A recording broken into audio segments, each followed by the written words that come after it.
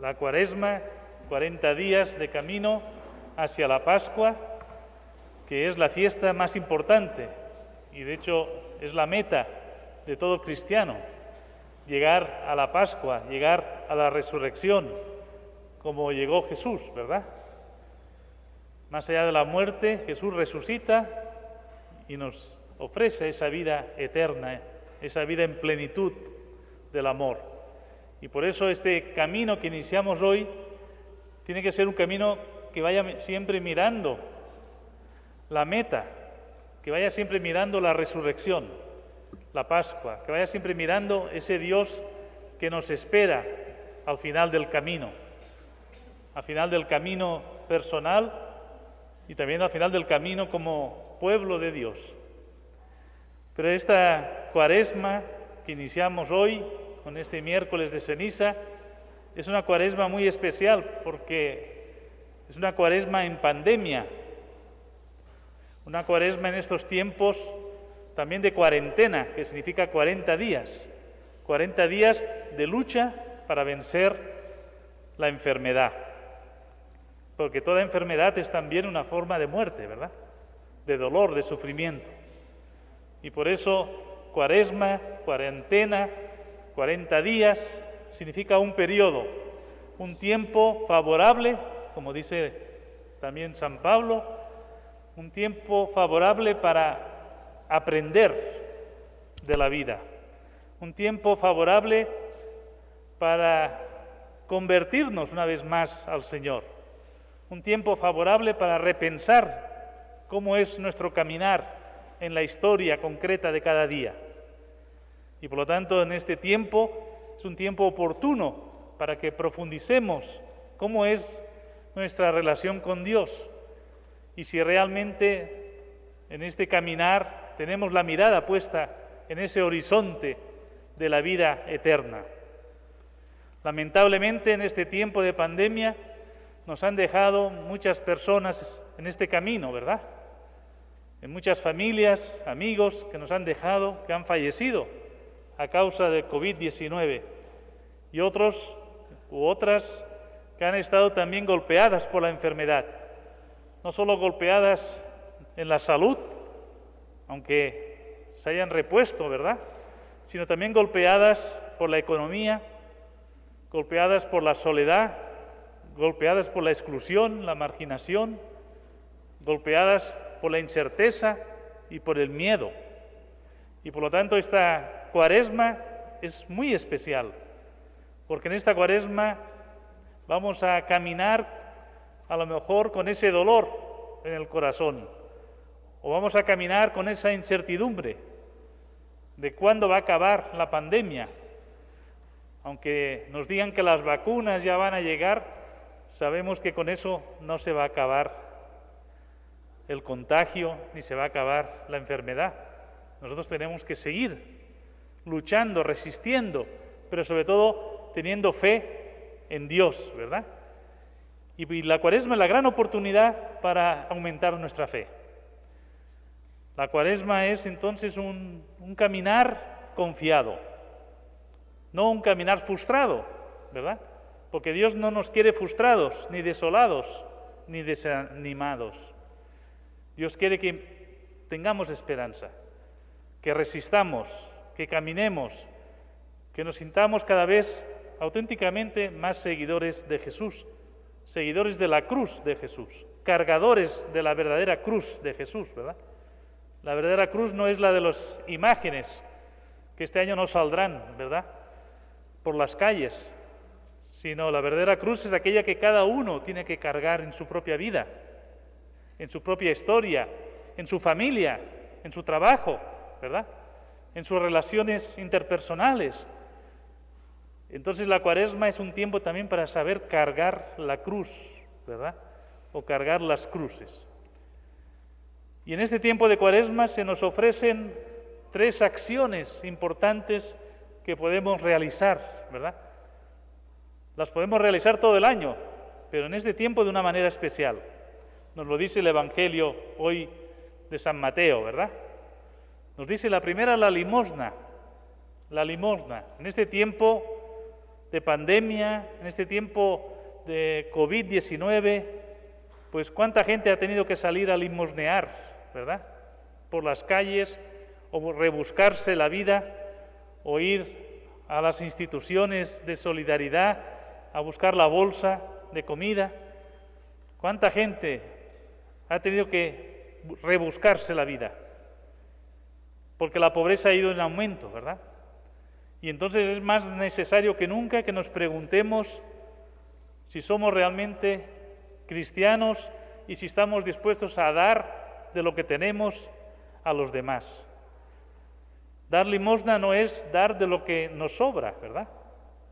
Muchas veces la gente da la ropa ya usada, lo que no le sirve, ¿verdad?, la chatarra. No, eso no es dar limosna de verdad. Eso es desprenderse de las cosas inútiles que uno tiene, ¿verdad? Dar limosna es tener una atención especial por el necesitado, ¿verdad? Y no desde una mirada paternalista, asistencialista, como que desde arriba vamos a dar a los que están abajo, sino descubriendo las necesidades reales de la gente, ¿verdad?, y acercándonos ahí. Y dice el Evangelio, es bien claro en esto, ¿verdad? No hay que dar limosna para quedar bien, ¿verdad?, o para que nos saquen la foto. A muchos políticos, y también no políticos, ¿verdad?, les gusta salir en las fotos. A veces hay en los periódicos empresarios que salen ahí regalando cualquier cosa y la foto o el cheque, ¿no? Eso es fácil, salir en la foto. Aquí el Evangelio nos dice que tu mano izquierda no sepa lo que hace la derecha. La limosna se da de corazón. Y la limosna no es necesariamente dinero, ¿verdad? La limosna puede ser dar tiempo. La limosna puede ser dar confianza a una persona. La limosna puede ser acompañar a un enfermo, ¿verdad?, aunque sea llamándole por teléfono. Hay tantas maneras de acercarnos al necesitado, ¿verdad?, y hacerlo, como dice el Evangelio, en el silencio, ¿verdad?, no buscando que nos reconozcan, que nos publiciten, ¿verdad?, porque esto es lo que hacen los fariseos, dice, los hipócritas, los que dicen una cosa y hacen otra. Y lamentablemente en Guatemala hemos visto que esto es tremendo, ¿verdad? Todas las ayudas que se dice que se ofrecen por parte del gobierno o de los gobiernos, pues a veces no llega, hay corrupción, ¿verdad?, hay privilegios, hay sectores, incluso con esto de las vacunas, miren, ¿verdad? Hay gente, aquí todavía no han llegado, pero en algunos países, por ejemplo el Perú, ¿verdad?, hay gente que se ha vacunado siendo del gobierno. Estaba leyendo la noticia que hasta el nuncio apostólico se vacunó en Perú, de escondidas. Y entonces dice el arzobispo de Lima, bueno, tendrá que dar explicaciones, ¿verdad? La gente se rebusca porque busca tener privilegio, ¿verdad? La otra acción que nos propone el Evangelio es la oración. Claro, siempre necesitamos orar, es fundamental para nuestra vida la oración, ¿verdad? Pero no una oración de rodillas, ¿verdad?, para que nos vean, para que igual salir en la foto que estoy ahí de rodillas en la iglesia, ¿no? Y entonces dirá la gente, bueno, qué piadosa esta persona, ¿verdad? Pero ¿cómo está su corazón? La oración es un movimiento de corazón. La oración es sopesar si nuestro corazón realmente está dispuesto a amar y si nuestro corazón está dispuesto a perdonar. Porque miren, es tan difícil perdonar y ser perdonados. Entonces la oración es ese momento íntimo con Dios donde uno no tiene que ir a pasarle la lista del mercado, ¿verdad?, de las necesidades que tenemos. Ya Dios conoce mucho mejor que nosotros las necesidades. Si nos da la vida, si nos ama, si es el Dios que acompaña nuestra historia, conoce nuestras debilidades, conoce nuestros problemas, conoce nuestras dificultades. Vayamos a la oración no tanto a pedir. A veces habrá que pedir algo, ¿va? Pero vayamos a la oración también a escuchar. Y sobre todo vayamos a la oración para agradecer. Agradecerle a Dios la vida que nos da. Agradecerle a Dios que hoy, miércoles de ceniza, estamos aquí y vamos a recibir la ceniza y nuestra fe va a crecer y nos vamos a sentir reconfortados espiritualmente. Agradecer al Señor que tenemos una familia, que tenemos unos hijos, que tenemos unos amigos, que tenemos una comunidad. Tantas cosas que agradecer. Y a veces nos olvidamos de dar gracias a Dios, ¿verdad? Y dar gracias a Dios por su Hijo, Jesús, que da la vida por cada uno de nosotros y nosotras. Por eso también dice el Evangelio que hemos escuchado, cuando hagas oración, enciérrate en tu cuarto, ¿verdad? No vayas allí en las plazas para que te vea la gente, en el silencio, en la soledad. Y en este tiempo de pandemia, ¿cuántas personas han estado en la soledad absoluta? Muchos enfermos allá en las camas de los hospitales, en ese silencio, en esa soledad, han tenido quizás la experiencia de oración más profunda. Porque la oración en esas circunstancias de enfermedad, en estas circunstancias de dolor, es una oración pura. Es una oración libre ya de afectos. Es ponerse en manos de Dios y de los médicos, ¿verdad? Es decir, Señor, aquí estoy, que se haga tu voluntad. Esa es la oración que nace del silencio y del dolor. Y esa es la oración que el Señor escucha. Y el Señor toca el corazón. Y el Señor nos tiende la mano y nos levanta, ¿verdad? Como levantó Jesús a tantos enfermos cuando pasó por esta vida haciendo el bien. Y la tercera acción fundamental también nos dice que es el ayuno, ¿verdad? Pero el ayuno no es la dieta, ¿verdad? Para tener una figura más esbelta, ¿verdad? Para ser un fisiquín. ¿Se acuerdan del fisiquín? Está en la cárcel ahora, ¿no? Pero ¿se acuerdan del fisiquín que teníamos aquí hace unos años, ¿verdad? Pues ese no es el ayuno que quiere el Señor, ¿verdad? No quiere un ayuno de labios, no quiere un ayuno, ¿verdad?, de abstenerse de carne o de lo que sea, si después nuestro corazón y nuestra manera de vivir no es coherente, ¿verdad? No es coherente con el Evangelio.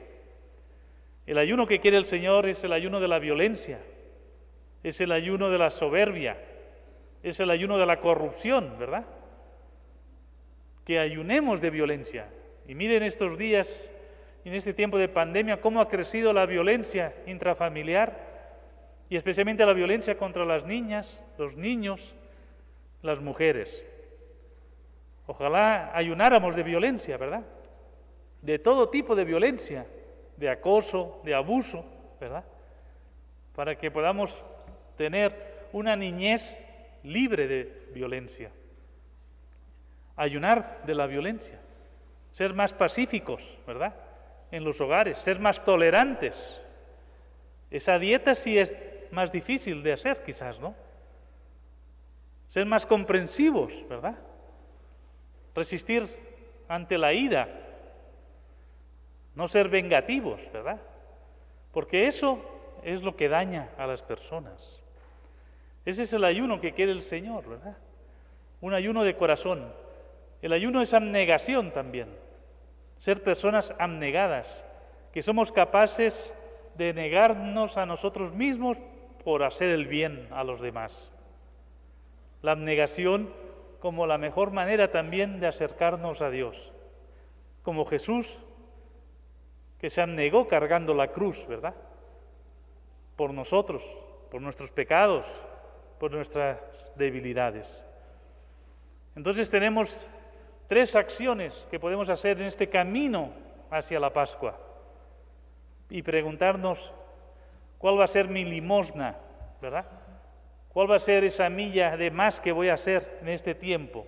Ese servicio de más, o esa donación de más, o esa libra solidaria de más. Preguntarnos y proponernos, ¿verdad?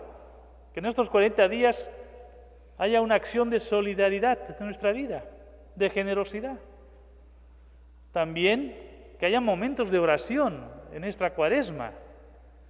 Quizás al acostarnos en la noche o al levantarnos, ¿verdad? Tener esa mirada a Jesús crucificado, tener ese momento de consuelo viendo el amor de Dios que se derrama cada día a nuestras vidas, dar gracias a Dios por los hijos, ¿verdad? Dar gracias a Dios por el nuevo día que amanece, dar gracias a Dios por el día que concluimos después de una jornada laboral, dar gracias a Dios por el trabajo que tenemos, porque muchos están sin trabajo, especialmente muchos jóvenes. Entonces, una oración de la vida y una oración en el silencio de nuestro corazón. Y ese ayuno, ¿verdad? Ese abstenernos, sobre todo, de la violencia, abstenernos del egoísmo, abstenernos, ¿verdad?, de esas acciones de orgullo que a veces no nos dejan ser felices y que realmente complica la vida, no solo de uno, sino complica la vida de los demás. Cómo en nuestros hogares y en nuestras familias podemos abstenernos, ¿verdad?, y ser más comprensivos.